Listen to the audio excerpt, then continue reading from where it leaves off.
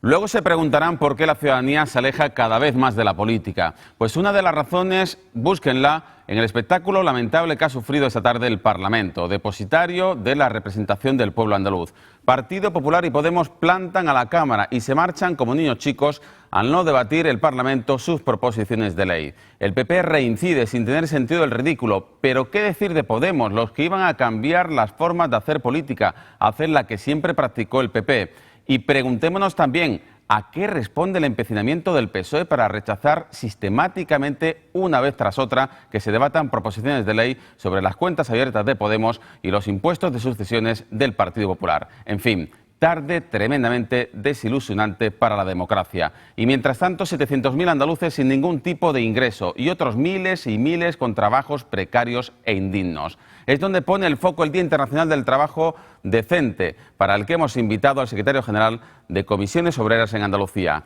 Con Francisco Carbonero, naturalmente con todos ustedes y por Andalucía, vamos esta noche y siempre a por todas.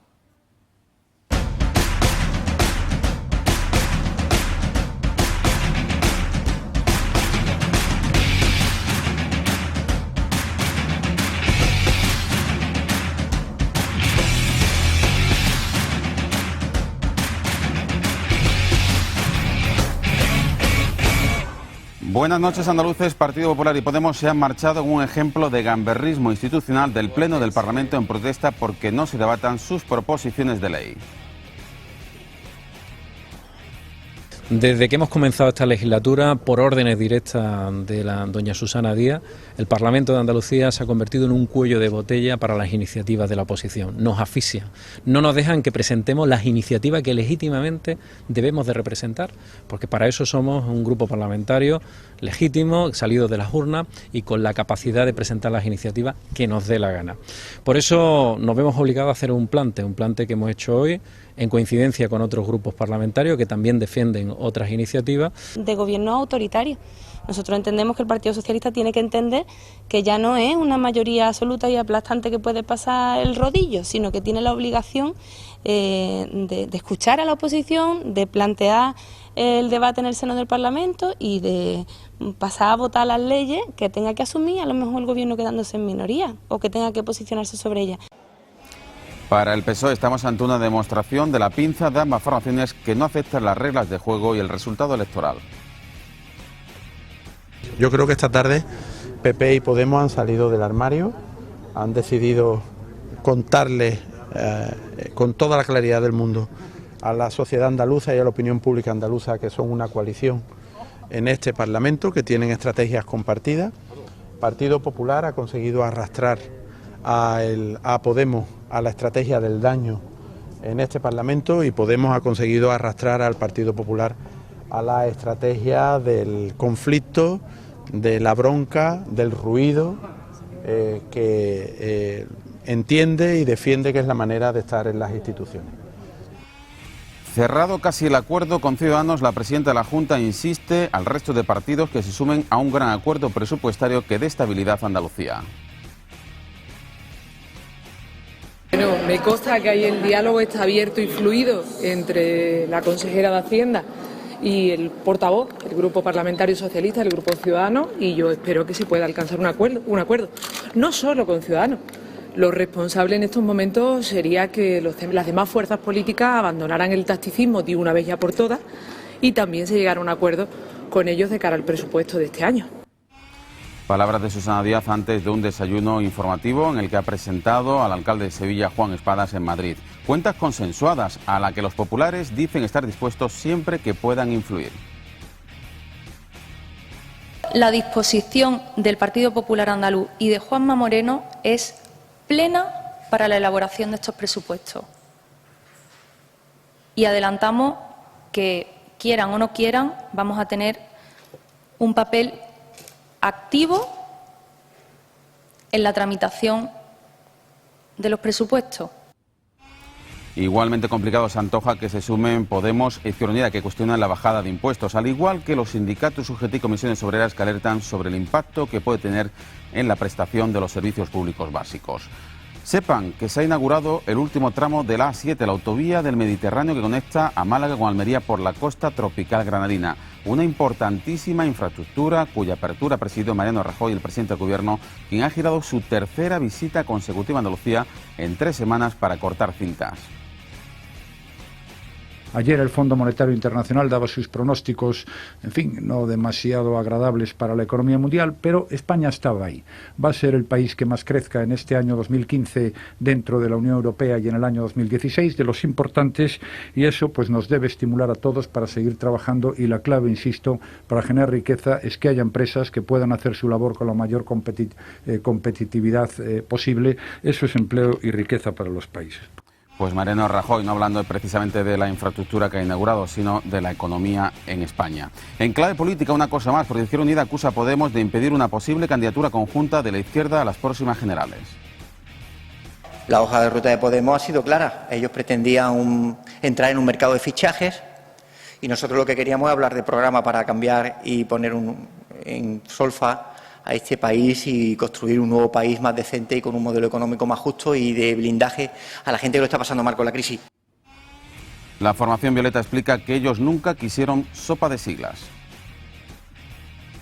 Nosotros hemos dicho siempre que no íbamos a ir en coalición ni íbamos a ir en sopa de siglas, con lo cual lamentamos mucho que no se quieran sumar a nuestro proyecto. Nuestro proyecto está abierto a cualquier ciudadano y ciudadana, pero poco más podemos decir, aparte de, como te estoy diciendo, que nosotros nos debemos a lo que aprobamos entre todos los inscritos y inscritas en el Palacio de Vista Alegre y nos debemos a esa hoja de ruta. Y lo dicho, Día Internacional por el Trabajo Decente, en el que los sindicatos, UGT y comisiones obreras han reclamado más políticas para crear empleo y, mientras tanto, un salario social para los 700.000 andaluces que no tienen ningún tipo de ingreso. En reivindicación del trabajo digno y del trabajo decente, y en contra de las políticas neoliberales que está en el momento de mayor generación de riqueza del planeta, se están generando también las mayores desigualdades entre sus habitantes, y por tanto lo que exigimos es un cambio de las políticas globales para que ese reparto de la riqueza sea más equitativo y para sacar a millones de personas de la pobreza, de la indigencia y de una situación tremenda de precariedad. Lo que lamentablemente antes teníamos que reivindicar para otros países, mucho menos desarrollados que el nuestro, tenemos que reivindicarlo hoy en un país que a los 7 años y a pesar de los mensajes de salida de la crisis, sigue estando caracterizado por la precariedad y la indignidad del mercado de trabajo. Son los asuntos fundamentales que abordaremos en la tertulia en compañía de Juan Carlos Blanco, de Ángela Cañal, de José Luis Gómez Boza y de Francisco Morón. Los 4 se van a incorporar en tan solo unos minutos a la entrevista que comenzamos en estos momentos con el secretario general, el líder de Comisiones Obreras en Andalucía, Francisco Carbonero. Buenas noches. Muy buenas noches. Muchísimas gracias una vez más por aceptar la invitación de la cadena SER Andalucía en esta semana de estreno en su tercera temporada de A por Todas. Vamos a hablar evidentemente del Día del Trabajo Decente, por el que le hemos invitado, pero antes permítame preguntarle por con lo que abríamos la portada de este espacio, el circo que hemos vivido en el Parlamento andaluz. No le pido una consideración sobre quién tiene razón y quién no. Evidentemente serán los partidos los que pongan el acento o el foco donde crean oportuno. Lo que le pido es que si cree usted que Andalucía, con los problemas que tiene, puede permitirse esos circos dentro de la Cámara, que debe decidir gran parte de las decisiones que ocurren en la ciudadanía afuera. Bueno, yo creo que en Andalucía, en España, pero en Andalucía en particular, los partidos políticos tienen que dejar de tener pataletas, tienen que asumir las responsabilidades que le han dado los ciudadanos, y creo que espectáculos de ese tipo no dicen absolutamente nada bueno de la política y mucho menos de los partidos, ¿no? Y por tanto yo creo que deberían reconsiderar todos que el Parlamento debe ser un espacio de debate, de respeto, de discrepancia donde la haya, pero desde luego asumiendo las reglas del juego de la democracia, que es fundamental para la convivencia y para que los ciudadanos vean que lo que deciden en las urnas les sirve para mejorar sus condiciones de vida. Hasta el momento yo creo que eso no está sucediendo después de 6 meses ya de las elecciones autonómicas. El Partido Popular reincide, por enésima vez se sale de la Cámara cuando quiere protestar, pero ¿le sorprende la actuación de Podemos, que dijo que iba a venir a cambiar las formas en la política y que incluso se sustentó parte de su discurso en aquel mensaje que tanto disgusto le costó luego al exdefensor del pueblo andaluz: dejémonos de peleitas los políticos? Bueno, yo creo que los partidos, y en este caso también Podemos y Ciudadanos, deben de asumir cómo funcionan las instituciones. Y para cambiar las instituciones hay que tener mayoría, y por tanto lo que hay es que conseguir mayoría, y si eso no se consigue hay que aceptar las reglas del juego, ¿no? Y por tanto yo creo que deberían de pararse unos y otros a plantear propuestas que sirvan a la gente, que la gente vea cómo le van a resolver el problema del que está en el paro, el que tiene el salario social pedido y no se lo dan y no puede pagar la luz y lo van a desalojar. Es que de estas cosas no hablan, solo hablan del discurso, del tacticismo y de a ver cómo doy el titular para tener más minutos o más segundos en los medios de comunicación, y eso es una mala práctica de política. Usted, que tiene una dilatada experiencia como agente social y que ha visto muchas legislaturas en el Parlamento de Andalucía, ¿usted cree que hay algún tipo de simbolismo o de mimetismo entre la pinza del 94-96 y las votaciones que estamos viendo, no en número, pero sí quizás muy sustanciales, entre PP y Podemos? Mire, le voy a decir una cosa que igual puede sonar fuerte, ¿no? Pero si esto no se enmienda, creo que va a ser a peor la situación de ahora con la que ya vivimos en aquel momento. Porque también creo que la visión política de los actores de aquel momento, aunque con las discrepancias y la situación de tanta dificultad, era de tener las luces más largas que las que en este momento hay. Pues mientras todo esto ocurre en la Cámara, lo dicho, fuera, como usted ponía el acento esta mañana, en esa concentración por el trabajo decente, 700.000 andaluces sin recibir ningún tipo de ingreso y miles de trabajadores que tienen empleo sin que eso les permita salir de la pobreza. ¿Cómo invertimos esta ecuación diabólica? Yo creo que hay un elemento que es fundamental, y es que la política tiene que cambiar para que en la economía actúe lo público, porque el capital privado ha optado por un crecimiento económico de la especulación. Y aquí se necesita, en Andalucía en particular, una inversión productiva que genere valor añadido para mantener las políticas públicas y para que haya un crecimiento económico. Eso no se está dando. Lo que se viene haciendo es anunciar bajadas de impuestos indiscriminadas que reducen la posibilidad de actuación de lo público, y por tanto yo creo que no va a ser posible mantener las políticas públicas, la educación, la sanidad, los servicios sociales, ni tampoco que la economía coja o se invierta en un cambio del modelo productivo. Por tanto, yo, con lo que se está viendo ahora mismo de los presupuestos andaluces, con lo que ha sucedido en los presupuestos de España, el panorama al próximo año no lo veo mucho mejor de que está en este momento. Habrá más desigualdad, irá en peores condiciones muchísima gente. Bajamos del 1 millón de parados en verano, pero la alegría duró poco, porque en este pasado mes de septiembre la mitad de todos los nuevos parados españoles eran andaluces. ¿Qué es lo que ha pasado para que se nos haya quitado la sonrisa de la boca? Bueno, teniendo en cuenta, evidentemente, que estamos hablando de una barrera psicológica, que tener 1 millón de parados es un auténtico drama, vamos. Bueno, según la EPA tenemos 1.240.000. Lo que pasa es que aquí las cifras dependen, pues las utiliza cada uno como quiera. Esos son los parámetros con los que nos mide Europa, ¿no? Yo creo que hay una cosa clara. Primero, hay una gran irresponsabilidad de los empresarios. En los momentos de más turismo en este país y en Andalucía, el empleo se destruye con muchísima rapidez. Ha crecido la economía sumergida porque la reforma laboral ha permitido que sea así, con salarios muy bajos, con contratos por hora, que la gente trabaja 8, 9 o las horas que pinte. Y por tanto, en el momento que eso crece, pues el empleo que se genera coyunturalmente, como es el del turismo o el de las campañas agrícolas, desaparece de igual manera. Luego, el problema no es que se baje uno más o menos del millón, el problema es que si no hay un cambio en las estructuras económicas de Andalucía y se trabaja en esa dirección, nosotros vamos a tardar muchos años de salir de esta situación. ¿Le parece atrevido las palabras días atrás, precisamente valorando los datos del paro de septiembre, de Julio Coca, el secretario general de Empleo de la Junta de Andalucía, afirmando que de aquí a final de año se van a crear 30.000 empleos? Bueno, que pueda haber 30.000 contratos, pues seguramente, pero igual... No, que se bajará la lista del paro en 30.000 personas. Bueno, yo lo tengo que ver eso en la EPA, no en el paro registrado, porque claro, de aquí se va cada día más gente y eso es bajar el que está apuntado en el desempleo. O como no hay prestaciones, la gente se borra porque ¿para qué va a ir al desempleo si no hay prestaciones? Y por tanto, yo no creo que eso sea posible, más allá de hacer siempre las cuentas que hacen o cómo se contabiliza el desempleo registrado, que con que hagas unos pocos cursos de formación, que por cierto no los hace, todos esos alumnos ya bajan del paro registrado, ¿no? Por tanto, yo no veo que eso sea posible, ojalá fuera así, pero vamos, yo no veo condiciones para que eso pueda ser así. Más tarde vamos a hablar de los cursos de formación, pero sí me gustaría preguntarle, el diálogo social, la concertación social, o como quiera que se le llame en un futuro inmediato, ¿hay novedades o no se le espera? Yo no creo que se le espere, al menos yo no la espero en lo inmediato.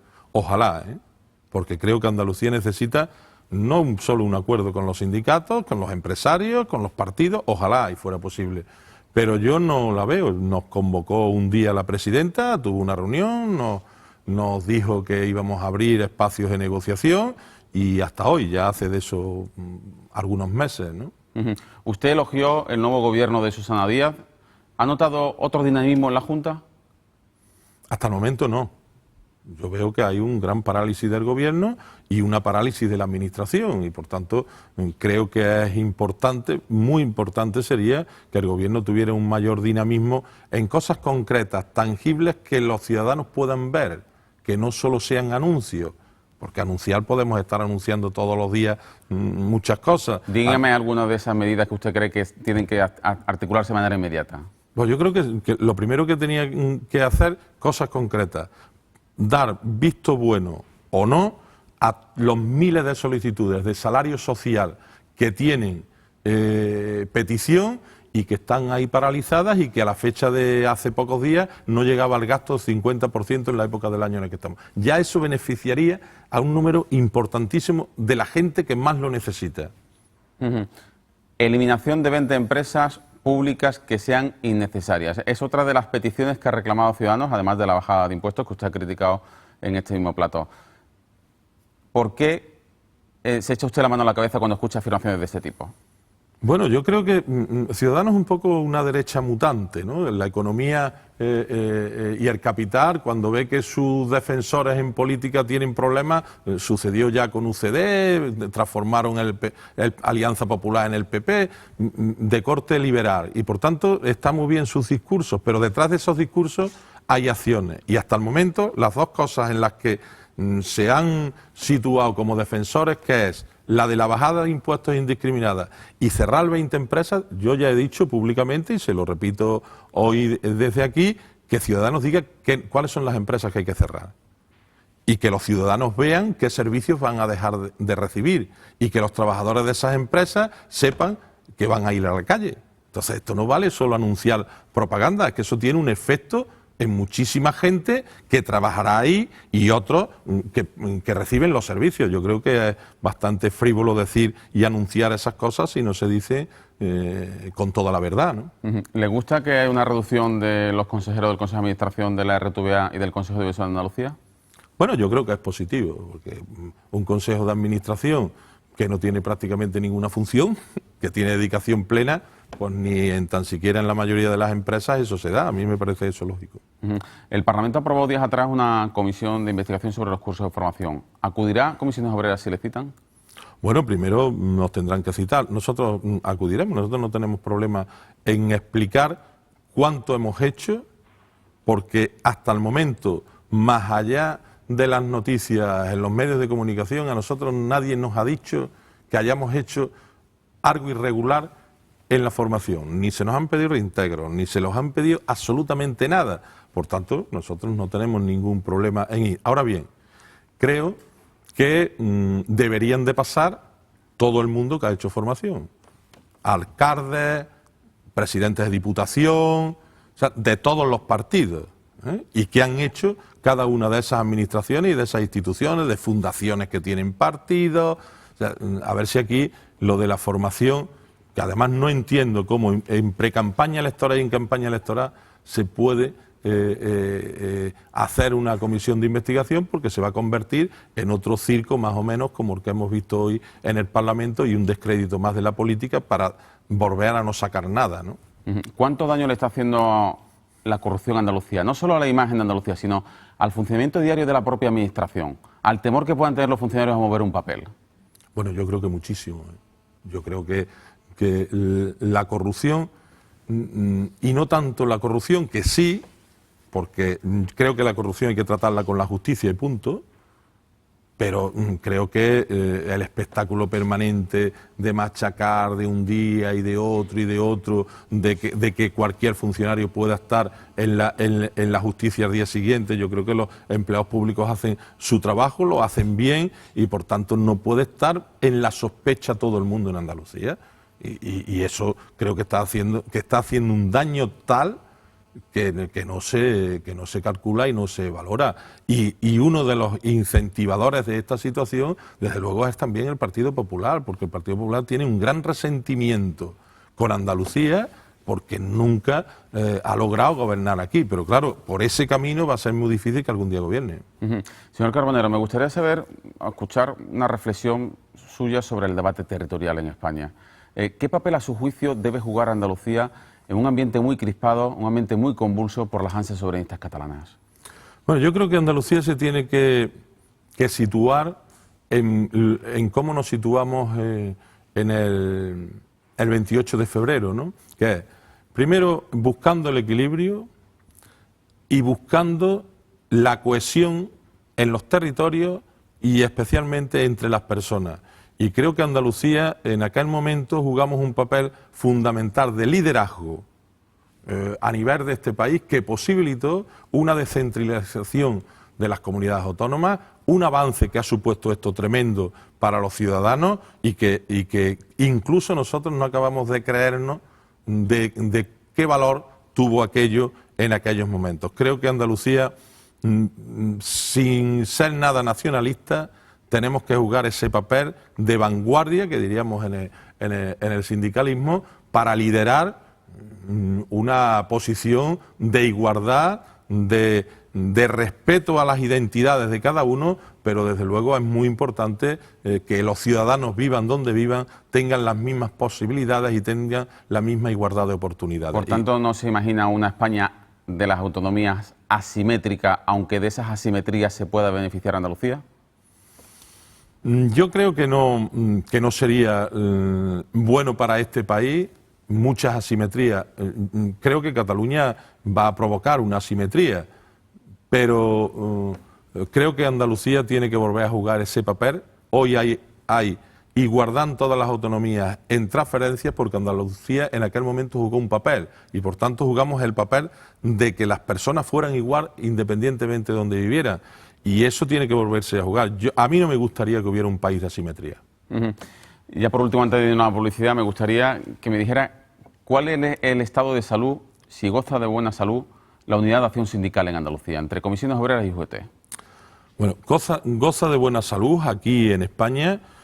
Indudablemente es un momento de mucha dificultad para los trabajadores y, por tanto, para visualizar también acciones conjuntas, y la última situación en la que hemos estado juntos ha sido en las convocatorias que hemos hecho en todas las provincias, aunque Carmen Castilla y yo no hayamos coincidido hoy en Sevilla por razones de agenda de ella y mías, que teníamos otras cosas cada uno en otro sitio, pero desde luego yo soy un defensor a ultranza de la unidad de acción.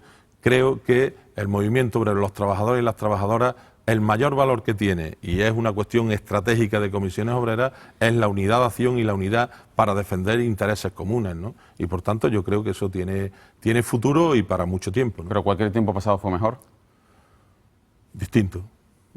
Bueno, dejémoslo ahí. Venga, volvemos en 4 minutos de publicidad con Francisco Carbonero, el secretario general de Comisiones Obreras en Andalucía. Ya se incorporan a esta mesa de análisis, a esta entrevista, Francisco Morón, Juan Carlos Blanco, José Luis Gómez y Ángela Cañal. Lo dicho, pausa para la publicidad y volvemos.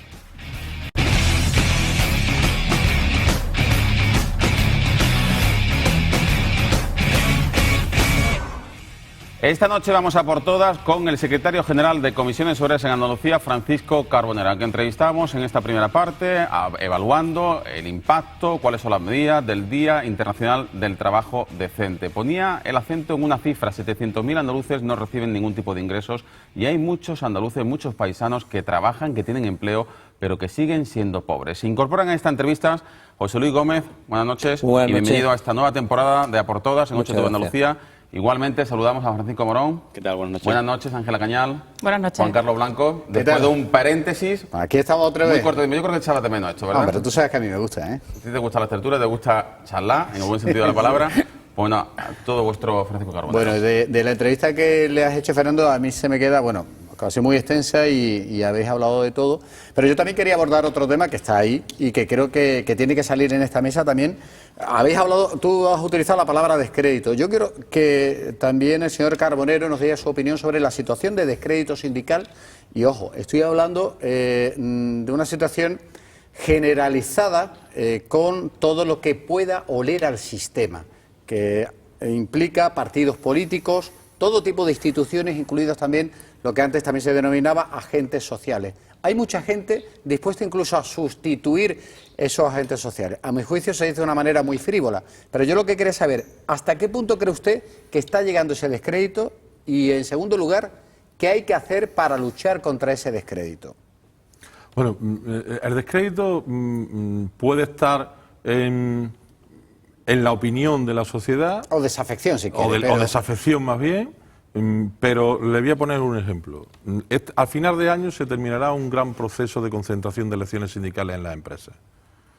Hasta el momento, Comisiones Obreras, que sigue revalidando como primer sindicato del país, en Andalucía han votado a casi 15.000 representantes en las empresas. Nosotros no hemos visto una merma en el voto donde está el sindicato. Es cierto que desde el punto de vista más que irregular, si quieres ético, se han proyectado algunas cosas de actuaciones del sindicato en diferentes situaciones que pueden interpretarse o no, y con el bombo que se ha ido dando y la situación mediática y demás, puede parecer que el sindicato está en una situación de que no defiende a los trabajadores y demás. Eso no es cierto. La negociación colectiva, la devaluación de los salarios no se dan porque el sindicato firme salarios más bajos. La brecha salarial entre hombres y mujeres no se da porque el sindicato firme esas diferencias en los convenios colectivos. Entonces, yo creo que tiene mucho de proyección de desafección a los sindicatos. Sin duda, la acción del sindicato es muy difícil en un momento donde la precariedad, donde el miedo de la gente se ve a diario y lógicamente es una situación muy difícil, no más difícil que otras que hemos pasado en otros momentos. Pero ahí, disculpe, y termino de preguntar sobre eso, porque tal vez incluso es que no están viendo la eficacia real de los sindicatos, o es que están entendiendo que los sindicatos ya no son tan útiles a la hora de esa defensa por la enorme complejidad de la situación. Mire, cuando tú estás en una situación de crecimiento económico y de situación más bollante de la economía, el sindicato siempre va a defender y va acrecentando los derechos de la gente. En este momento, lo único que podemos hacer y que estamos haciendo es resistencialismo para que no caiga. O sea, sería igual en muchísimas empresas, en la negociación colectiva, en los convenios, en este momento, con la reforma laboral que hizo el Partido Popular, si no hubiera sindicatos, ¿sería la misma situación? Claro, esto es difícil de explicar y es difícil de entender, sobre todo en la sociedad en general, porque la gente en las empresas sí sabe lo que hacemos los sindicatos. Ha hablado antes de parálisis en la administración como consecuencia de los casos de corrupción, que bueno, que está afectando todo eso a lo que es el funcionamiento normal de la administración pública en Andalucía. Concretamente también puede ser que esté afectando o desactivando al movimiento sindical. ¿Puede ser uno de los males reales que hay ahora mismo? No, yo no está afectando de igual modo esos casos de corrupción o esa información que se está dando acerca de las posibles casos de corrupción? Porque a nosotros, que nos vemos, lo decía con anterioridad, nosotros nos vemos todos los días, se habla de formación, los sindicatos, la Comisión Obrera nadie le ha pedido nada. Ni nadie le ha pedido un reintegro, ni nadie le ha dicho nada. Sin embargo, estamos ahí todos los días en ese candelero permanente de que parece que se han hecho las cosas. Sin embargo, lo decía también con anterioridad, aquí se le pide a qué ha hecho los ayuntamientos, qué hacían con las escuelas taller, cómo eran las cosas. Bueno, evidentemente, todo lo que conlleva, y nosotros estamos en este país, somos protagonistas, sin duda afecta pues el deterioro de la política, de lo institucional, de esta situación tan lamentable que se vive en este país. Nosotros tangencialmente, aunque no estemos, pues tenemos una situación de imagen reputacional que vas perdiendo, ¿no? Al margen de que nosotros nos hayamos podido equivocar en cosas, ¿eh? Porque claro, aquí cada comité de empresa, en cada empresa negocia su convenio, hace su actuación, negocia su expediente de regulación de empleo. Pero bueno, yo creo que el sindicato resiste bien en su afiliación, evidentemente con una caída en sectores que no hay prácticamente empleo, y en las elecciones sindicales pues estamos teniendo unos resultados importantes, ¿no? Y bueno, evidentemente absolutamente insuficientes para lo que nos gustaría, ¿no? Pero no hay un sindicalismo vivo actualmente, ¿no? Por lo menos esa es la sensación que está dando, ¿no? Bueno, sí hay sindicalismo vivo, lo que no hay un sindicalismo que uno pueda convocar. Ahora, a que nadie nos demanda una huelga general. Si fuera en otro momento, gobierna el PP, el PSOE y el resto de los partidos estaban diciendo cuándo los sindicatos convocan. ¿Por qué? Pues porque es que la situación de la gente es muy difícil y decidir hoy un trabajador ir a la huelga y decirle al empresario que me voy de aquí y que no venga a trabajar, no solo es que pierde el día, es que le estás poniendo en riesgo su empleo, y eso el sindicato también. O sea, cuando nosotros convocamos una movilización de esas características, yo siempre pienso en cómo le afecta a la gente, y la gente tiene que pagar al día siguiente su hipoteca y su luz y su agua. Entonces el sindicato, al menos Comisión Obrera, es un sindicato responsable en esas cuestiones, ¿no? Y evidentemente hay convocatorias que serían deseables que fueran a mejor, pero tampoco hemos hecho últimamente grandes movilizaciones porque la situación, entendemos que aunque hay condiciones objetivas, no somos capaces, y aquí es una debilidad, si queréis, de generar las condiciones subjetivas para que la gente crea que es posible, como lo hicimos hace 3 años, no hace tanto. Pero bueno, también esto es una situación de coyuntura, ¿no? Señor Carbonero, son todas estas circunstancias las que estamos comentando uno de los principales motivos por el que no se formaliza el 8º acuerdo de concertación, o dicho a la inversa, si hubiera ese acuerdo de concertación, se hubiera firmado, todas estas circunstancias hubieran sido paliadas ya. No, nosotros, yo creo que no, que un 8º acuerdo de concertación, como lo hemos venido haciendo, ni es posible ni es aconsejable. No es posible porque no hay presupuesto para la inversión y para orientar políticas económicas, y no es aconsejable porque el modelo como tal es un modelo que entre unas cosas y otras pues se ha deteriorado. Ahora, ¿es posible hacer acuerdos concretos y puntuales? Yo creo que sí. Ahora, nosotros no vamos Comisión Obrera no va a firmar acuerdos que no tengan una evaluación. A mí me parece muy bien lo de la economía, y estuvimos nosotros, ¿no? La construcción sostenible. Claro, lo que no pueden visualizar los ciudadanos es que a través de los anuncios en los medios de comunicación, es decir, que hemos mejorado la calidad energética o el ahorro energético. No, mire usted, hay que decirle qué hemos hecho. Y planes de empleo. No me diga usted que ha sido maravilloso. Habrá que decir cuánta gente hemos contratado, en qué sitio, en qué condiciones y cómo. Y eso se puede evaluar y se le puede explicar a los ciudadanos. Claro, mientras que eso no se dé, pues firma y al final queda todo en el aire sin saber para qué. Usted ha dicho que las políticas de empleo están paradas hace 4 años, pues a raíz de determinados escándalos que todos conocemos, y le he escuchado decir que el Gobierno, la Administración está actuando con miedo al tener todo ese sistema de ayudas parado, esperando a que se dilucide la cuestión judicialmente, ¿no? Teniendo en cuenta la nube de sospecha tan grande, ¿no?, que se ha instalado sobre todo el sistema de ayudas en general, ya más allá de las ayudas sociolaborales, sino de todas, ¿cómo lo hubiera hecho usted? Hombre, yo no sé cómo lo hubiera hecho porque no he optado a gobernar y no tengo tampoco ningún interés, ¿no? Pero sí que le voy a decir una cosa, como creo yo que... Mire, si hay una irregularidad, corríjase, administrativa, y si hay un delito, llévese al juzgado. Punto. Lo que no puede ser es que todo esto se haga un escándalo de él. Que la culpa no lo tienen los medios de comunicación, desde luego, pero se haga dentro de la política un escándalo de él. Y que los políticos opten por no ejercer su función. Es que la formación es que de todos los que tenemos nómina pagamos, y las empresas pagamos una cuantía. Y el dinero de los andaluces que pagamos a esa bolsa de todo el Estado no se está gastando. ¿Y por qué no se está gastando? ¿Qué tiene que ver que alguien haya hecho en un momento determinado algo mal para que no se vuelva a hacer y sea la única comunidad autónoma de este país que no lo haga? Porque lo de la formación se ha hecho en todos sitios igual porque el sistema ha sido en toda España. Hay investigaciones en todos los sitios, pero en ningún sitio se ha paralizado. Entonces, ¿por qué el gobierno lo tiene esto paralizado? Y ya ha anunciado que este año tampoco lo saca.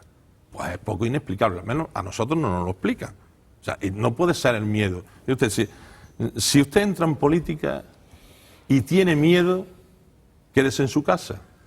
Usted lo que tiene que hacer es las cosas en la legalidad, pero no estar asustados, porque los ciudadanos no votan para que la gente esté asustada. Yo entiendo lo de los funcionarios.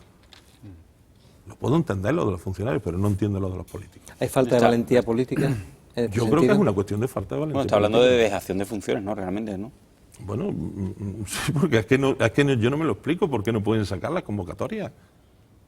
Ha habido un cambio del legislativo en el Estado. ¿Por qué no se adaptan? ¿Por qué no se negocian? Se ha negociado con los sindicatos.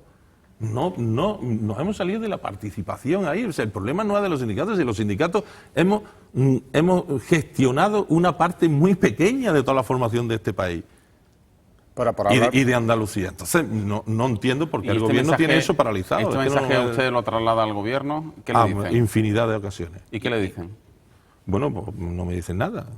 No me dice, a mí no, nadie, el consejero del ramo, ni el anterior, ni ahora, ni otros miembros del gobierno me dicen por qué las cosas no las pueden sacar. ¿Eso se puede cuantificar? Es decir, decía antes, esto hay que cuantificar. ¿Y esto pues yo creo que puede estar ya, no sé, serán 300 millones. Pues me imagino que estamos devolviendo a las arcas del Estado en todo este periodo, pues rondará próximamente los 1.000 millones. Pero realmente eso sí que son... no solo para los parados. Esta mañana he puesto un ejemplo yo. O sea, nosotros hemos tenido que ir la empresa Airbus y los dos sindicatos a decirle al gobierno, mire usted, es que la empresa nos dice que necesita gente y que las certificaciones profesionales no se hacen. Y es que van a tener que contratar a la gente en Madrid. Y nos ha costado la misma vida desatascar eso, porque la gente estaba formada, pero necesita una acreditación y lo tiene que hacer la administración. Entonces, es bastante inexplicable lo que está pasando con las políticas activas de empleo. Bastante inexplicable. Lo que parece incomprensible es que desde el gobierno no le den ninguna explicación razonable o le expliquen un poco la situación. No, vamos, hacia dónde puede ir, no de cara. Que los medios de comunicación ustedes escuchan públicamente, o sea, no nos dicen ninguna razón distinta a la que nos dan públicamente. Y mientras tanto, trabajadores de las ajustes del LETE, de los mentas, tal, que ya están cobrando sus salarios sin trabajar, y que le hemos dicho, hombre, vamos a sentarnos a ver cómo corregir esta situación, ¿no? Y bueno, pues ahí está, y pasan los días, y podía ser gente que podía estar ya haciendo cosas en esa materia, ¿no? ¿Puede haber cierto clima de desconfianza en el aire que impida no llegar a esos acuerdos, no destinar esos fondos, que los planes de empleo no se lleven a buen puerto? Ese clima de desconfianza general, ¿cómo se rompe? ¿Cómo se salva? Porque está claro que si hay partidas presupuestarias destinadas a algo tan importante como es la formación en el empleo y no cumplen esa finalidad, es que algo, es decir, o hay mucha desconfianza o hay mucho miedo, hay falta de voluntad política, es decir, todos los ingredientes. ¿Cómo se salva esa desconfianza? Bueno, yo si yo tuviera que hacerlo, haría una norma que evitara cualquier posibilidad de que fuera incumplida, y aquellos que lo cumplan. Pero yo creo que hay normas suficientes. El problema es que lo que no puede hacer es que lleguen miles de papeles de justificación, que la Administración durante mucho tiempo no los haya revisado y visualizado en una situación tal, y como el Gobierno tenía que justificar a Europa porque hay fondos europeos y Andalucía, España, pues se exoneraba. Y ahora resulta que aquí es todo el mundo sospechoso. Seguramente hay gente que lo habrá hecho mal, ¿no? Yo no lo voy a discutir, pero lo que no se puede ser en sospecha es la formación, ¿no? O sea, si hay un colegio concertado que hace mal y utiliza mal la subvención, que se cortan todas las subvenciones a los colegios concertados, no podrá ser, habrá que corregir eso, ¿no? Entonces, vale que un año no te haya podido dar tiempo, pero durante tanto tiempo devolver tanto dinero para quien más lo necesita, pues no lo entiendo. Usted dice que hace falta más inversión pública también. Antes en la entrevista lo decía, pero también dice, incluso cuando hablábamos del diálogo social, decía no hay presupuesto para la inversión. Yo lo que quería saber exactamente es, desde el ámbito de lo sindical, ¿cree que hay de verdad margen de maniobra para que haya más políticas públicas, más fondos relativos, no ya solo en materia de empleo, de lo que acabamos de comentar, sino en general de inversión pública para la reactivación de la actividad económica? Si hay margen, si se deja margen desde el Gobierno central, desde la institución europea, y si nosotros como comunidad generamos los suficientes ingresos para que exista ese margen. Porque la sensación que me puede dar es que el margen es infinitamente menor del que la opinión pública cree. Bueno, yo siempre digo que el eje del mal no está en Andalucía. O sea, yo creo que Andalucía no tiene margen para hacer inversión que vaya hacia una economía que genere más valor añadido. O sea, nosotros estamos, nuestras diferencias en España, nosotros estamos en un 11 y algo % del PIB industrial, y Euskadi está en un 20 y tanto. Claro, eso es muchos ingresos y mucha capacidad, más allá del cupo vasco, ¿no? Yo creo que con la situación de ajuste permanente, no solo ya de Europa, sino de la amplificación que hace el Partido Popular y el señor Rajoy, a las comunidades autónomas no le deja margen para la inversión. Ya no le deja margen para mantener lo más esencial de las políticas públicas, pero claro, esto es la pescadilla que se mueve de la cola. En este país, si no hay una economía que genere valor añadido, no se podrá mantener los niveles de la educación, de la sanidad, del sistema de pensiones y de todo esto. Luego, nosotros somos defensores, hombre, en lo doméstico de Andalucía tienen sus responsabilidades, pero el eje del mar aquí no está en Andalucía, está en las políticas que emanan de Europa y que amplifica el Partido Popular. ¿Usted cree que está habiendo intentos recentralizadores mediante la asfixia financiera a las comunidades autónomas? Evidentemente. Yo pienso que hay una situación de presión, de buscar por la tangente una presión para que no se desarrollen los estatutos de autonomía. O sea, nosotros aprobamos un estatuto nuevo que nos iba a dar una dimensión, parece, distinta, y aquí está viendo, no hay posibilidad, con los recursos que llegan a Andalucía y con el sistema de financiación, no hay posibilidad de desarrollar el estatuto, ¿no? ¿Y usted cree que la respuesta de la Junta ante esta asfixia financiera está siendo la correcta o está siendo demasiado tibia? Yo creo que está siendo tibia. Yo creo, y lo he dicho también en muchas ocasiones y en alguna ocasión en esta mesa, yo creo que Andalucía de vez en cuando tenía que pegar un puñetazo en la mesa y hacerse notar para que se visualizara que nosotros hemos sido vanguardia durante el 28 de febrero y cómo se ha ido desarrollando la descentralización administrativa. Y en este momento yo veo, no sé si por los tacticismos electorales, porque yo veo que Andalucía no está tirando de esto y no está siendo vanguardia. Si hay asimetrías con Cataluña, si vuelve otra vez como Galicia, ya hay algunos en el trantrán de buscar también alguna asimetría y demás, Andalucía que sigue sin decir nada, no va a coger, no ya la bandera blanca y verde, sino verde y blanca, sino la bandera de la igualdad. La bandera de la igualdad. Esto yo creo que Andalucía tiene que jugar un papel porque somos población suficiente y además somos una población que hemos sufrido mucho las desigualdades en este país, ¿no? Ha hecho referencia a la inversión pública, la falta de inversión pública que se está produciendo por la asfixia económica que está sufriendo la comunidad autónoma andaluza, pero ¿y el empresario andaluz, ese empresario que también tiene que apostar por nuestra tierra, que tiene que invertir aquí y que tiene que realmente apostar por nuevos negocios, incluso por la industria aquí en Andalucía? Bueno, yo creo que si Andalucía tiene un gran déficit, es de empresarios que estén dispuestos a arriesgar. O sea, yo creo que, y los hay buenos, y hay empresas punteras y con capacidades innovadoras, pero la inmensa mayoría, aquí hay un clima de buscar el regate corto, la especulación, buscar ser rentista, no invertir. Yo pongo muchas veces ejemplos, o sea, nosotros somos el mayor productor de naranja de España y nos comercializan las naranjas fuera, las sacan hasta con los puertos que tenemos nosotros y las sacan a través de otros puertos porque no tenemos un puerto adaptado a la alimentación. Entonces, porque aquí hay mucho empresario rácano, habiendo recibido dinero público por un tubo. Es que aquí los andaluces le hemos dado dinero público a cientos y cientos de empresas para que innoven, para que generen empleo estable, para que se coloquen en los mercados. Claro, un sector, además una empresa, son resistencialistas absolutos a generar clústeres que permitan colocarte en los mercados. Claro, el aceite, bueno, progresamos poquito a poco, pero Jaén tiene 80 y tantos mil productores, no sé cuántas cooperativas. Eso es imposible vender así, ¿no?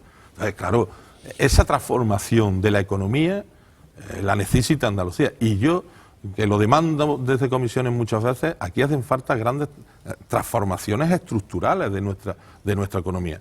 Ahora, yo no veo valentía política para afrontar ese debate y esa transformación. ¿Y qué ha ocurrido para que el empresario andaluz no haya sido capaz de despojarse de ese estigma, de ese tópico del empresario típico de Barriga y Puro? Bueno, porque yo creo que hay una cultura rentista de los sectores agrarios, que al final es quien ha controlado. No hemos tenido un sistema financiero capaz. O sea, Andalucía hoy no tiene sistema financiero. Somos de las comunidades grandes la única que no tenemos sistema financiero, ni privado, ni público, ni de nada. Entonces no ha habido apuestas. Y las cajas, en algún caso que actuaron, pues tampoco tuvieron el acierto. Pues si no hubiéramos conquistado, bueno, menos mal que a pesar de Unicaja, de estar en el foco del ladrillo, salvo realmente no es una situación situación normal, ¿no? Cuando hablamos de 9 millones de habitantes, ¿no? Estamos hablando realmente de una comunidad autónoma que es una potencia, ¿no? Dentro nosotros somos un país. Por eso digo, ¿no? Que no es normal, ¿no? Tiene que haber algún fallo porque el dinero público se ha empleado muchísimo realmente. Dinero público. O sea, si nosotros cogemos presupuestos desde que está el presupuesto autonómico, ¿cuánto dinero ha ido a la economía y a la incentivación? Tenemos unas infraestructuras bastante modernas, con carencias, pero bueno, uno sale fuera de España o sale a otras comunidades autónomas y no mejoran nuestras infraestructuras, ni nuestros aeropuertos, ni... Entonces, luego, esos cambios hay que procurarlos desde la política, y ahí no hay valentía política, no solo ya del gobierno, sino visión tampoco de los partidos de la oposición. Para hacer un gran pacto sobre eso sí que habría que hacer un gran pacto de Estado andaluz, ¿no? ¿Es el sector del turismo el ejemplo más claro de lo que estamos hablando? Porque está usted hablando de empresarios que no están dispuestos a arriesgar y está hablando de unos números, el turismo, que son cada vez mejores, una temporada magnífica, y sin embargo los datos de empleo no van en paralelo. ¿Es el turismo un sector...? Bueno, es un ejemplo claro, pero un ejemplo claro en cómo las mismas empresas y las mismas marcas se comportan en Andalucía y se comportan en otras comunidades autónomas. Y vienen aquí y las mismas marcas de hoteles hacen contratos precarios que no se atreven a hacer en otra comunidad autónoma. Entonces, ¿quién es la responsabilidad, señor Carbonero? Bueno, porque hay una dejación absoluta. Aquí no hay inspección de trabajo, porque se han desmantelado todos los mecanismos. Los mecanismos de control están desmantelados. O sea, yo le he dicho a las administraciones cientos de veces, desde comisiones obreras, mire usted, el fraude que hay y la situación de penosidad que se da en el campo y en las condiciones y lo que están haciendo con muchos trabajadores del campo, ¿usted por qué no cuadra los datos de seguridad social con los datos del empleo que usted se ha comprometido cuando recibe el dinero de la EPA? Los cuadra y usted no me puede decir que ha cogido 10 toneladas de naranja y ha tenido 3 trabajadores, ¿no? Esto no es posible, ¿no? Pues no quieren o no son capaces. Francisco Carbonero, muchísimas gracias como siempre por acompañarnos aquí en Portugal. Esperamos que la próxima vez que le invitemos nos ofrezca usted una visión tan apocalíptica, ¿no?, de la actualidad, ¿no? Yo creo que soy bastante realista. Yo no soy para nada pesimista, pero yo vivo la realidad y la realidad que vivo es así de triste. Lo dicho, muchísimas gracias, buenas noches. Venga, volvemos en tan solo 4 minutos, analizamos la actualidad en compañía de Juan Carlos Blanco, de Ángela Cañal, de Francisco Morón y de José Luis Gómez.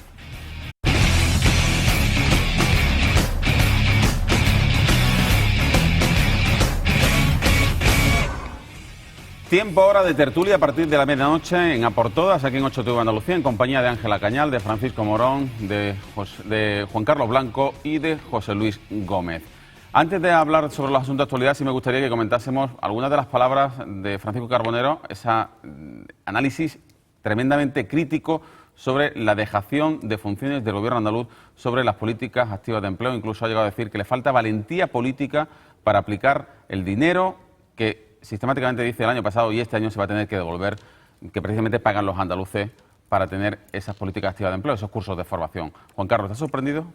Bueno, no me sorprende por parte de quien es, de una persona que representa en este caso una central sindical, que entre otras razones ha sido partícipe y activo dentro de todo un sistema que ahora mismo se ha puesto en cuestionamiento y yo creo que eso sí ha podido faltar en un momento dado, que también abundáramos también, que sí que ha obligado una relectura de cómo se gasta el dinero en formación, tanto en esta comunidad autónoma como en otras. Y lo que sí hay en esa relectura, una reflexión sobre cómo cambiar el sistema para hacerlo más efectivo, para controlarlo mejor y para que cumpla con el objetivo para el que se aporta ese dinero. Ese dinero, hay que recordarlo también, que no es un dinero que viene ni de Europa, ni del cielo, ni de Saturno. O sea, es un dinero público, procedente de los impuestos. Evidentemente también hay otros fondos europeos, pero en este caso estamos hablando de impuestos. Y por tanto hay que controlar de una forma estricta en qué se gasta, cómo se gasta y sobre todo que sea eficaz. Y eso sí que creo que todos o muchos podemos estar de acuerdo en que se necesita esa relectura para que los cursos de formación, como cualquier otro tipo de ayudas para el empleo, no se convierta en una industria por sí misma, sino que tenga unos objetivos definidos y que pueda acercarse a conseguir el objetivo ese. Sí, pero esa relectura no significa que se paralice. Lo que sí es cierto que el Gobierno tenía que haber actuado de alguna forma más ágil o haber apostado por un sistema que garantizase el buen uso, pero sigue usándolo.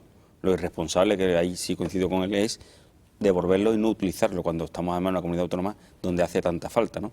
Me ha llamado mucho la atención eso de la entrevista y sobre todo también que ha sido capaz de advertir que el empresariado andaluz no existe. O sea, que realmente no apuesta por su tierra, que ha habido muchos casos de empresarios que han venido, se han llevado su subvención, su ayuda pública, pero no ha hecho ninguna cosa buena por esta tierra, ¿no? Y sobre todo por los trabajadores andaluces, ¿no? Yo de todas formas sí os digo una cosa al respecto, y me parece interesante esa reflexión que ha hecho, y yo creo que los propios empresarios tendrían que hacer autocrítica, pero sí creo que tiene que haber una autocrítica generalizada por parte de toda la sociedad civil andaluza.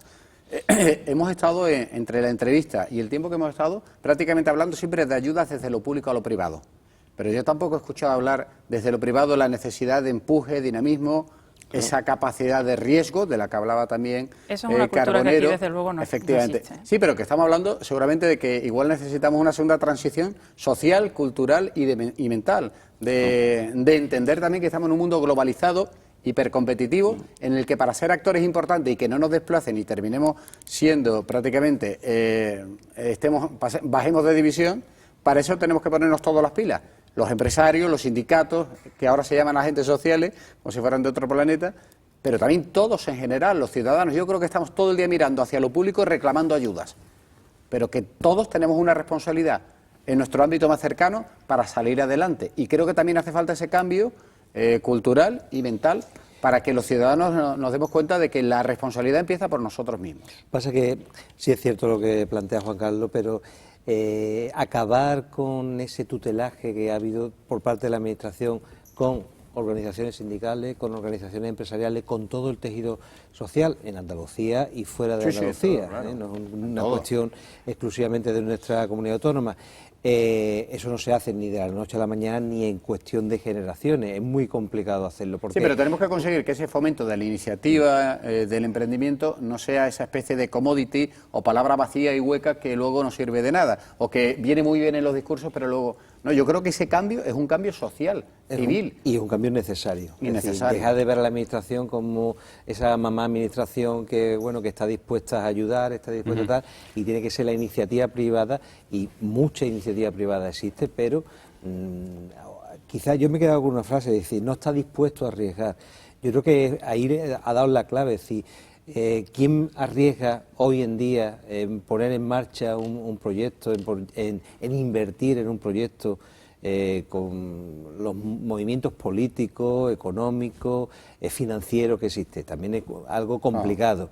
Es un cambio de estructura, un cambio de modelo y que lamentablemente bueno no se hace. Pero que todos tenemos que superar determinados prejuicios. Decía Ángela Cañán antes que no había cultura en Andalucía sobre eso. ¿Qué se puede hacer para cambiar o invertir esa situación? Hombre, lo principal creo que es lo obvio es la educación desde la base de los niños en los institutos y en las universidades. La falta de cultura de riesgo se da en los empresarios y se da en nuestros universitarios, que si le pregunta pues, qué quiere ser, pues quiere ser funcionario, porque es lo que, y más en una situación de crisis todavía más. No hay padre en Andalucía que no quiera que su hijo coja un trabajito que ya sea fijo y ya no tenga que preocuparse de si tengo una nómina garantizada, ¿no? Claro. Sí, pero eso es la típica frase que siempre se dice, ¿no? En Norteamérica, si no has fracasado es que no eres nadie, porque tienes que fracasar antes de tener éxito. Aquí no existe esa cultura del fracaso. El fracaso te condena, te penaliza, te hunde, te señala. Sí, es decir, es que aquí también, incluso cuando hablamos de los empresarios, yo quiero lanzar en ese caso ese debate, es decir, que no estamos hablando de empresarios en este caso, estamos hablando de gente que arriesga, que proyecta, porque a veces estamos utilizando connotaciones peyorativas, como si fuera gente que ha salido de un cuento de Charles Dickens que se dedica a amasar dinero y a quedárselo y a ser muy rácano para... No, hay de todo, naturalmente. Pero si nosotros no fomentamos iniciativas de riesgo, si nosotros seguimos penalizando a aquel que emprende a la primera de cambio, no pretendamos que sean héroes que salen por las esquinas. Es muy complicado. No hay un caldo de cultivo adecuado para el emprendimiento. Pasa también en España que lamentablemente, como muchos casos de éxito que hemos visto en empresarios, al cabo del tiempo se ha visto... Que se le ha penalizado socialmente incluso. No penalizar, sino que muchas veces se ha visto asociado a conductas irregulares. Por eso digo las grandes caras del éxito, por ejemplo, pues Mario Conde en su momento, pues fíjate cómo se ha derrumbado. Entonces tenemos mucha desconfianza.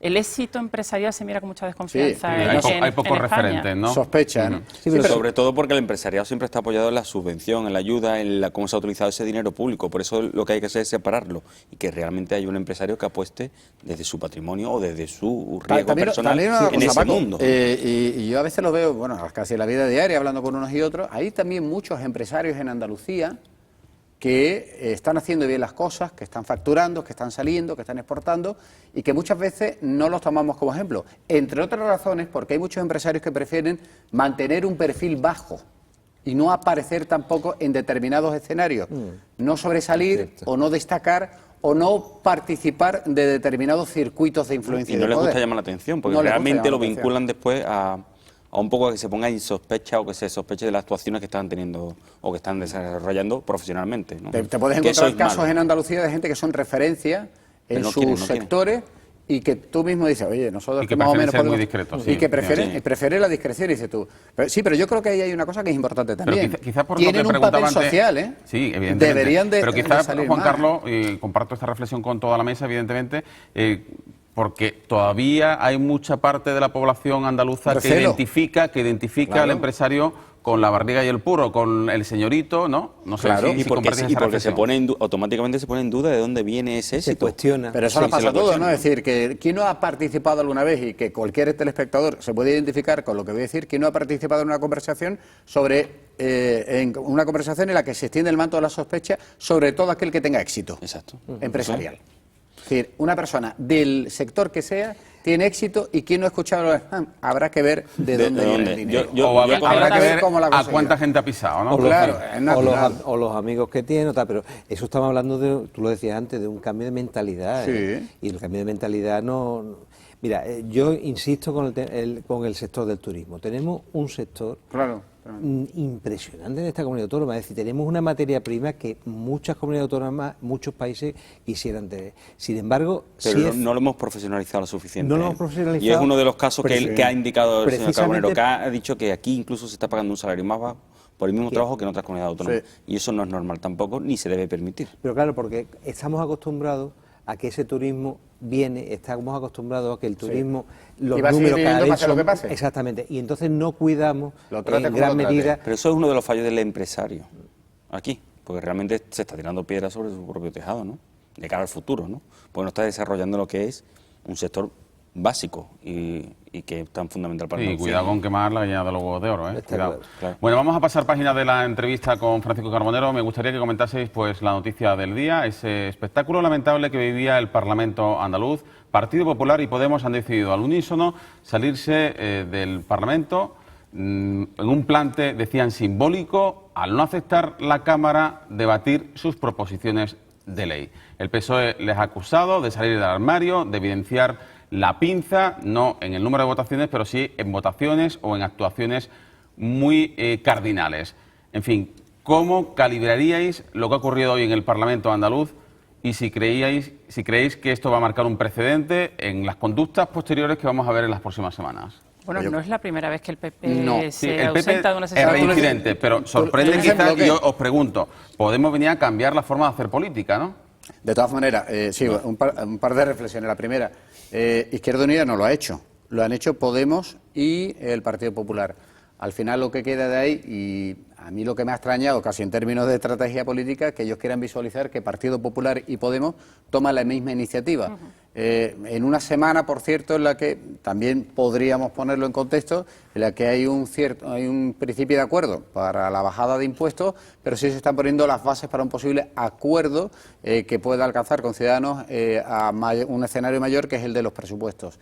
Que ellos hayan querido marcar y visualizar con esa salida hoy del Parlamento, tanto Partido Popular como Podemos, que ese va a ser el tono de la oposición y que ellos van a jugar a ese tipo de oposición, pues a mí me ha llamado la atención, la verdad, porque no sé si eso les beneficia exactamente. Si es verdad una cosa, en este tipo de debate funciona el trazo grueso. Explicarle a la gente que es que hay que seguir todas las reglas y que por eso no se ha podido tramitar hoy tampoco esas proposiciones de ley, que hay que esperar, si mal no recuerdo, al día 14. Bueno, yo creo que nos podríamos haber ahorrado este debate. Y que el Partido Socialista en el caso y el presidente del Parlamento se lo podría haber ahorrado. Podría haber habido más cintura. Dicho eso, lo de hoy creo que han teatralizado por encima de sus posibilidades y que le ha salido mal. Es decir, esto parece un happening. Y yo creo que este tipo de teatralizaciones ya no son ni eficaces. Sinceramente, que el Partido Popular vaya de la mano de Podemos, no sé si beneficia a Podemos o beneficia al Partido Popular, pero me lo tendrían que explicar. Bueno, es igual que si vemos que la forma de hacer política tampoco ha cambiado con la entrada de Ciudadanos, ¿no? Ni el apoyo de Ciudadanos en el Parlamento al Partido Socialista, porque también es verdad que la Cámara se está bloqueando en algunos aspectos. O sea, no es normal que el presidente del Parlamento haya aceptado este numerito, pero no este numerito de hoy, sino el numerito de los días anteriores. Lo que ha derivado en esto, que también está mal, pero también está mal gestionado lo anterior. Y Ciudadanos ha sido partícipe. También es un nuevo partido que tenía que haber dicho una apuesta por una política diferente. Sin embargo, está entrando en las mismas formas de actuar que hasta ahora hemos visto. O sea, estamos poniendo en cuestión solamente a Podemos, pero ¿y Ciudadanos? El empecinamiento del PSOE de que no se debatan dos proposiciones de ley sobre cuentas abiertas y sobre el impuesto de sucesiones, ¿no? Evidentemente hay unas reglas de juego democrático, un reglamento en el Parlamento que hay que cumplir. Pero, por ejemplo, hoy, pregunto, ¿no se podía haber votado al unísono? No, yo también creo que, claro que... Yo creo que al presidente del Parlamento lo de se podría haber ahorrado. Yo creo también que se están poniendo en bloque las dos iniciativas y se están agrupando la del PP y el Podemos, y la verdad es que son bastante distintas, porque... No tiene nada que ver. Pues la de Podemos tiene que ver con una acción más o menos política, que sí tendrá una repercusión presupuestaria, pues como todo, ¿no? Lo que se hace en la Administración, y la del PP sí tiene claramente, sí está poniendo claramente unas reglas a un futuro presupuesto, que no olvidemos que ahora, pues imaginemos que esta ley se debate y por la razón que sea, por las alianzas, se acuerda. Pero es que dentro de 15 días se puede aprobar otra que diga lo contrario. Pero sobre el debate sí hay que negociar eso. Pero eso es el juego parlamentario y es la situación que tenemos después de unas elecciones, que da un escenario en el Parlamento que da pie a esas situaciones.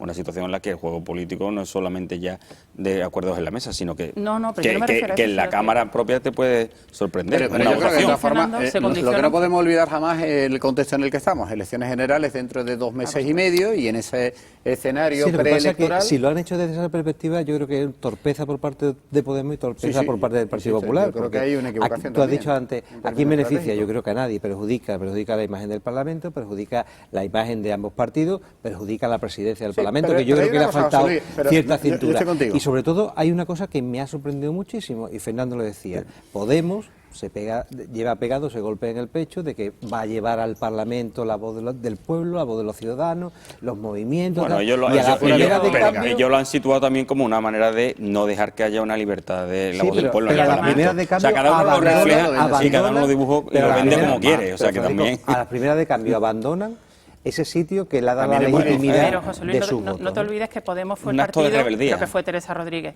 que dijo que los debates parlamentarios aburrían a las ovejas. Claro.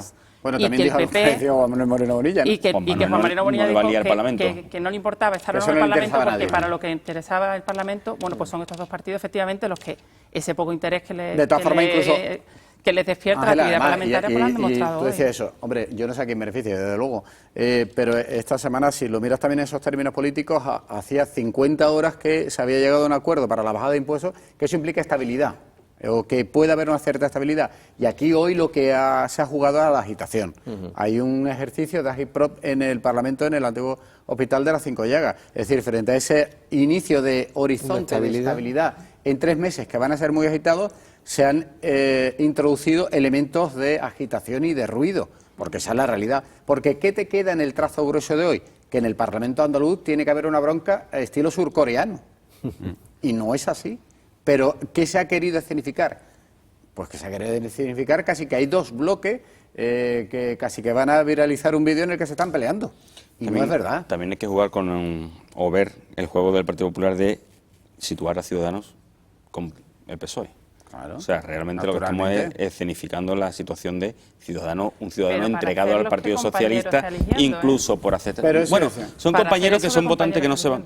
Son votantes que no se afectan. Sí, pero eso es decir, yo creo que o sea, realmente el Partido Popular no va a ganar ni va a perder voto con Podemos. Nadie le va a votar a Podemos. Estamos en el tacticismo político. Lo que sí se está marcando y poniendo el acento es... este clima irrespirable que se vive en el Parlamento, ¿creéis que se va a superar tras el 20 de diciembre? Es que va a depender todo de los resultados de las alianzas que se produzcan. O sea, y las necesidades. Si tú ves un ciudadano con Podemos, o sea, un ciudadano, con un Partido Socialista o un ciudadano con PP, todo eso después va a tener una relación, unas consecuencias en el resto de acuerdos. O sea, realmente, y en los climas. Hay que esperar al día 20 de diciembre para ver cómo va a ser el Parlamento de Andalucía. De todas formas, en la reflexión que hacía Paco, que yo puedo compartir y decir, evidentemente, ¿quién va a decir? El Partido Popular dice, si es necesario, tengo que estar con Podemos, pues estoy, pero yo quiero marcar a Ciudadanos. Que el votante del PP cabreado de los Ciudadanos está votando en una tesis socialista. Lo que estás diciendo, es decir, porque tu lectura lo que implica es lo siguiente, el Partido Popular está utilizando el Parlamento de Andalucía en beneficio de un interés electoral a corto plazo, que son las elecciones generales. No, yo no te estoy diciendo eso. Yo te estoy diciendo que no le perjudica, que la escenificación puede que no le perjudique tanto. No, como creemos. Digo, pero lo que te digo que de ahí surge la siguiente interpretación, que el Partido Popular está utilizando el Parlamento de Andalucía. Y no voy a poner en plan purista y padre de la Constitución ni de la patria andaluza, pero que el Parlamento de Andalucía no está para utilizarlo en esos beneficios a corto plazo de unas elecciones, no está para hacer campaña electoral. Claro, tampoco está para bloquear un debate de una proposición no de ley. Evidente. De todos modos, Fernando, yo pienso que al margen del resultado electoral, el arco parlamentario existente y el que va a existir hasta las siguientes elecciones en Andalucía, se va a dar situaciones como la de hoy, independientemente del resultado electoral. Que puede estar matizado, que puede propiciar mayores acuerdos, mayores puntos de conexión, sin duda, pero que el numerito que hemos visto hoy es repetible a partir de diciembre o a partir de enero, seguro que sí. Bueno, tan solo unos minutos antes de la columna de cierre para que me comentéis lo que ayer, en el mismo sitio donde se sienta Juan Carlos Blanco, dijo Juan Manuel Moreno Bonilla, el presidente del PP andaluz. No admito injerencias en el PP andaluz, y Javier Arenas no influye nada. Influye cero. No manda nada en el Partido Popular de Andalucía. ¿Creéis esa afirmación o es postureo? Hombre, yo creo que... Yo no sé si es postureo, pero siempre... ¿O es un golpetazo en la mesa realmente de él para intentar...? No manda es mucho decir, lo que te devuelvo la pregunta, Fernando, cuando uno manda tiene que decir que manda, no, se nota que manda. Cuando uno dice que otro no manda, no, uno no tiene que decir que el otro no manda, se tiene que notar que el otro no manda. Si eso está en el escenario es porque al final el marco mental de referencia en el que estamos discutiendo es que Javier Arenas sigue siendo esa especie de poder en la sombra y yo creo que muchas veces también a plena luz dentro del Partido Popular en Andalucía. Eso seguramente no lo termine de arreglar Juan Manuel Moreno Bonilla hasta que no desaparezca Javier Arenas del Parlamento de Andalucía, desaparezca del escenario andaluz, desaparezca del debate y eso al final no es una cuestión que Juan Carlos, Juan Moreno Bonilla pueda... Muy complicado, por ejemplo, para el Arenas. Javier Arenas desapareció del marco andaluz en la época de Teófilo, sin embargo Teófilo no se pudo quitar a Arenas de encima. O sea, realmente no hace falta estar en el Parlamento andaluz para influir en un partido popular, en el Partido Popular de Andalucía. Lo que sí está claro es que Moreno Bonilla está intentando desmarcarse, por lo menos dar la sensación de que no tiene nada que ver esta etapa con la etapa de Arenas, ni están tutelados por Arenas. Pero todo el que conozca a Javier Arenas sabe que no va a dejar el Partido Popular en manos de nadie. El Partido Popular andaluz, precisamente. Yo dos observaciones. ¿Esté en el Parlamento andaluz o esté en el Congreso de los Diputados? Yo dos observaciones, una seria y otra menos seria. La primera, la seria. Yo creo que Javier Arenas va a mandar el Partido Popular de Andalucía lo mismo que ha mandado siempre, independientemente de lo que diga Juan Manuel Moreno Bonilla. Eso en primer lugar. Javier Arenas va a mandar al Partido Popular de Andalucía hasta que él quiera dejar de mandar. Y eso es la observación seria. Yo creo que es una cuestión más formal que de fondo. Y la segunda observación menos seria, Javier Arenas no se ha quedado bien en el Parlamento, por lo tanto algo manda Juan Moreno Bonilla. Yo de todas formas no veo... creo que cuando una persona es elegida, como son elegidos los presidentes regionales en el Partido Popular, pues a base de un dedo, claro, la autoridad te la tienes que ganar sobre la marcha. Claro, cuando ha pasado ya todo este tiempo y ya Moreno Bonilla ya lleva un tiempo razonable como presidente, tienes que seguir enfrentándote a preguntas como ¿quién manda aquí? Y seguir respondiendo, pues evidentemente que ha fracasado. Claro. Bueno, de todas formas no es malo, tampoco es necesario reconocer que alguna consulta la harán Javier Arenas, ¿no? Entiendo que Javier Arenas... Exacto, Javier Arenas ha sido un referente del Partido Popular de Andalucía y lo será, y de hecho es el único presidente que ha sido capaz de ganar unas elecciones autonómicas. Manda cero, no le consulto nada, fueron sus palabras textuales, ¿no? Que nos quedamos aquí un poco perplejos. Bueno, la borra de Facebook. Vamos con la columna de cierre que firma desde Sevilla Mercedes de Pablos.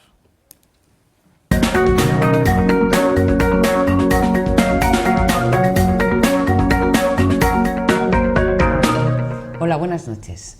Cada vez que vuelve una tertulia, cada vez que vuelve un programa de información, cada vez que empezamos temporada con información, con opiniones, es como si plantáramos un árbol en el ecosistema de la democracia. Porque el derecho a la información contrastada y veraz, es exactamente la fotosíntesis de cualquier sistema democrático, marca la calidad del aire que respiramos. De la misma manera que cada vez que alguien nos cuela un pufo, nos dice una verdad a medias o simplemente pone de transportín una mentira, entonces muere un pajarito.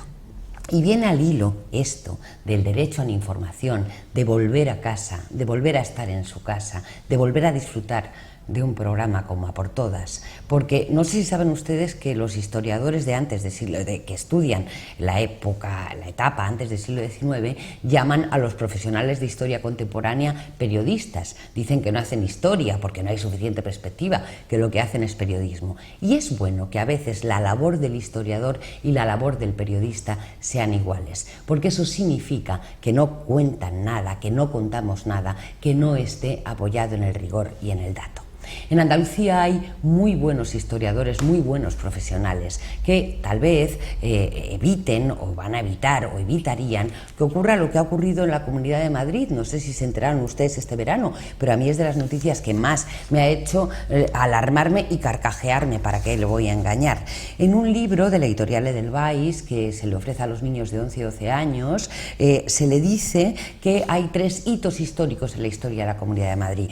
Uno es el 2 de mayo, como como ustedes se pueden imaginar, otro es el sitio dramático de Madrid en la Guerra Civil, el No pasarán, y el tercero es la victoria de Esperanza Aguirre, que según dice aquí es la política más importante, lo más importante que le ha ocurrido en la historia contemporánea a los madrileños y a las madrileñas. También se dice que Esperanza Aguirre, entre otras cosas, ha hecho 8 hospitales y más de 80 colegios. Esto que es propaganda y no información, esto que es propaganda y no historia, se ha colado en un libro de texto.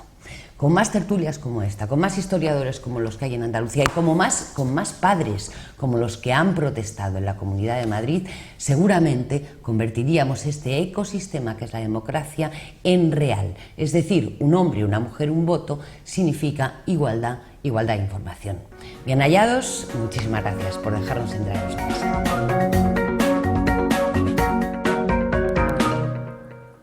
Muchas gracias a ti, Mercedes de Pablo. Igualmente agradecimiento a José Luis Gómez, a Juan Carlos Blanco, a Ángela Cañal y a Francisco Morón. Los cuatro, muchísimas gracias por acompañarnos. Mañana tendremos la presencia aquí de la presidenta de la Diputación de Cádiz, la socialista Irene García. Posiblemente la próxima semana tendremos a otros presidentes de diputaciones, no la próxima semana, sino en las próximas semanas, en los próximos meses. Queremos que también haya presencia de las 8 provincias aquí en A por Todas. Lo dicho, mañana con Irene García, la presidenta de la Diputación de Cádiz. Y en la tertulia pues nos acompañarán un gaditano, como es Alberto Grimari, director de Europa Sur, además de Lucrecia Evia, Ana Pérez Luna y Antonio Avendaño. La columna la firmará otro gaditano, Juan José Tellez. Y como siempre iremos a por todas.